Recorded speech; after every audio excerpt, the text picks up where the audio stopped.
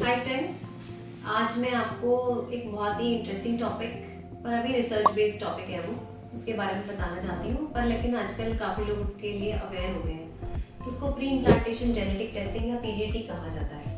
Pre implantation genetic screening जो होती है वो प्री इम्प्लांटेशन इसलिए होती है क्योंकि गर्भ के लगने से पहले वो जांच करी जाती है। इसका मतलब वो जो जांच होती है वो भ्रूण पर होती है और ये जो जांच होती है ये आईवीएफ में ही संभव है क्योंकि हमारे पास भ्रूण तभी होता है।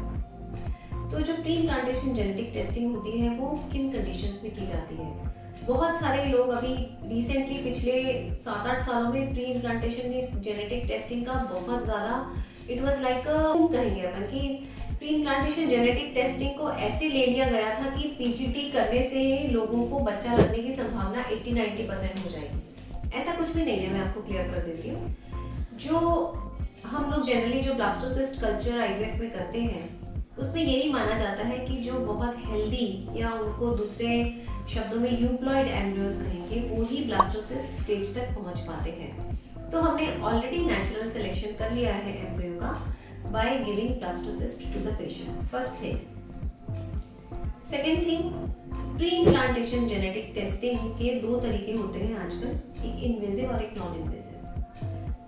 इन्वेजिव को यूज होते हुए काफी टाइम हो गया, उसमें काफी रिसर्च हो चुकी है और उसमें क्या करते हैं कि उसमें जो भ्रूण होता है भ्रूण में से डायरेक्टली सेल्स निकालते हैं और उन सेल्स के ऊपर जेनेटिक टेस्टिंग करी जाती है। तो जो जेनेटिक टेस्टिंग होती है वो बेस्ट यही रहता है कि 5वें दिन के भ्रूण मतलब ब्लास्टोसिस्ट पर होनी चाहिए। अगर तीसरे दिन के भ्रूण पर जेनेटिक टेस्टिंग करते हैं जिसमें अभी मुश्किल से 8-10 सेल होते हैं, उसमें कभी कभी सेल निकालने से भ्रूण को डैमेज होने की संभावना ज्यादा रहती है।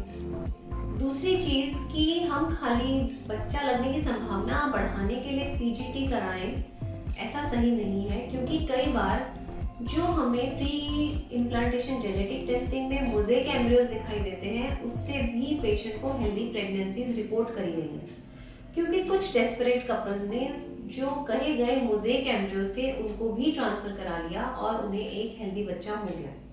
अब ये चीजें जब टेक्नोलॉजी शुरू में आती है तब तो पता नहीं चलती, पर टाइम जाते जाते पता चलता है कि इस टेक्नोलॉजी के अपने फायदे भी हैं, नुकसान भी है। ऐसा नहीं है कि प्री इम्प्लांटेशन जेनेटिक टेस्टिंग करवाना बेकार है, बट कुछ इंडिकेशंस में पीजीटी का रोल डेफिनेटली है। अगर अपन कुछ पेशेंट्स होते हैं जिनको बार बार बच्चे खराब हो जाते हैं, बार बार बच्चा लगता ही नहीं है, आरआईएफ का बोलेंगे या आरपीएल का बोलेंगे, ऐसा कहा जाता है कि उनमें पीजीटी करा लो। पीजीटी कराने से मुश्किल से कुछ परसेंटेज ऑफ चांसेस बढ़ जाते हैं, मेजर एडवांटेज कुछ भी नहीं होता है। सिंपली पेशेंट को जब करते हैं उसके पहले काउंसिल करा जाता है। अगर एम्ब्रियो एबनॉर्मल आया उसमें भी एक पॉसिबिलिटी है कि आपको हेल्दी बच्चा हो जाए। अगर एम्ब्रियो हेल्दी आ गया या यूप्लॉइड एम्ब्रियो है, आपका बिल्कुल सही एम्ब्रियो लग रहा है और हमने उसको ट्रांसफर कर दिया तो भी कोई गारंटी नहीं है कि आपको बच्चा मिल जाएगा। तो आप समझ रहे हैं मैं क्या कहना चाह रही हूँ। तो आपको ये जो टेस्टिंग्स हैं जो मैंने समझा है उन्हीं केसेस में करवानी चाहिए जहां पे आपको भ्रूण एबनॉर्मल है कि नॉर्मल है ऐसा पता करना है, क्योंकि जो ग्रॉसली एबनॉर्मल भ्रूण है उसको ट्रांसफर कराने के बाद एक एबनॉर्मल बच्चा पैदा करने का कोई मतलब नहीं है। सेकेंड थिंग, जब हम ये टेस्टिंग्स कराते हैं तो प्री एग्जिस्टिंग मदर फादर में कुछ ना कुछ जेनेटिक प्रॉब्लम हो, जब हम ये सोच रहे हो कि बच्चे में जेनेटिक प्रॉब्लम होने की संभावना है, जैसे कि कुछ कंडीशंस मैं आपको बता देती हूँ, G6PD डेफिशिएंसी हो गई, हीमोफीलियाज हो गए, थैलेसीमियाज हो गए, सिकल सेल एनीमिया हो गया, इस तरह की और n नंबर गाउचर्स डिजीज है, मतलब मेटाबॉलिक सिंड्रोम्स और बायोकेमिकल डिसऑर्डर्स जो होते हैं जिसमें सिंगल जीन डिसऑर्डर्स होते हैं, उन केसेस में जब हमें ऑलरेडी पता है कि पेरेंट्स को प्रॉब्लम है तो उन केसेस में वो लोग ऐसा भ्रूण ट्रांसफर करा सकते हैं जो बिल्कुल हेल्दी है। उसमें वो लोग आईवीएफ करवाएं, जो भ्रूण बने उसकी टेस्टिंग करवाएं और जो भ्रूण हेल्दी है जिसमें वो जेनेटिक डिसऑर्डर नहीं है वो बच्चा ट्रांसफर कराएं। तो डेफिनेटली हम खुद के लिए और बच्चे दोनों के लिए अच्छा कर रहे हैं, तो ऐसा करवाना जस्टिफाइड है। बट ये सोच के कि अबॉर्शन नहीं होगा, इम्प्लांटेशन फेलियर नहीं होगा, रिजल्ट बेटर हो जाएंगे, तो वो कोई रीजंस नहीं है इस टेस्टिंग को कराने के। ठीक है, ऐसे कर सकते हैं कि जैसे आपको पता होगा कि अबॉर्शन वाले पेशेंट जो होते हैं आजकल भ्रूण की जेनेटिक टेस्टिंग कराते हैं।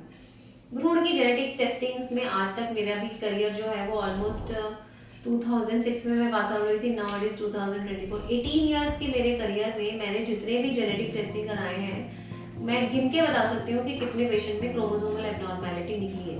बाकी सबके रिपोर्ट सारे नॉर्मल आते हैं। तो उससे हम किसी कंक्लूजन पे पहुंच पाए हो या पेशेंट को कोई डायरेक्शन दे पाए हो, ऐसा कभी भी नहीं हुआ है। ज़्यादातर patients luckily naturally healthy pregnancy लेकर हमारे पास आ जाते हैं। तो प्री इम्प्लांटेशन जेनेटिक टेस्टिंग जो होती है वो स्पेसिफिक इंडिकेशंस के लिए करवाइए। जो मैंने आपको अभी बताया उसमें पीजीटी कराने से पेशेंट को कोई फायदा होता है रिजल्ट्स के डायरेक्शन में, तो ऐसा कुछ भी नहीं है। अब मैं आपको नॉन इन्वेजिव टेस्टिंग के बारे में भी बता देती हूँ। जिस कल्चर मीडिया में एम्ब्रियो को बढ़ाया जाता है, उस कल्चर मीडिया में कुछ केमिकल जो होता है वो एम्ब्रियो रिलीज करता है। वो जो केमिकल्स होते हैं आजकल उनकी स्टडी से भी या